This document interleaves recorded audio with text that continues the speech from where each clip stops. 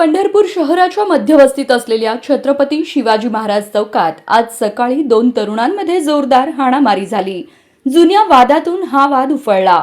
वादाचे रूपांतर हाणामारीत झालं। पुढे कोयत्याचा थरार रंगला।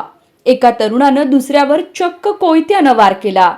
सकाळी वाहतूक सुरळीत ठेवण्यासाठी तैनात असलेल्या पोलिसांनी तात्काळ हस्तक्षेप करून परिस्थिती नियंत्रणात आणली।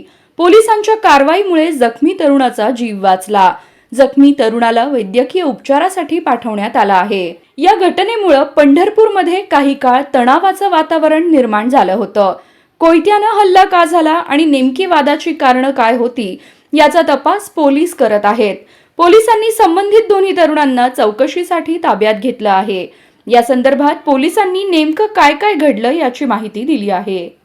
आज रोजी सुभाष ज्योतिराम लिमकर जे लाकडाच्या वखारीचा व्यवसाय करतात ते मजूर शोधण्याकरिता शिवाजी चौक येथे सुमारे सकाळी 8च्या सुमारास आले होते।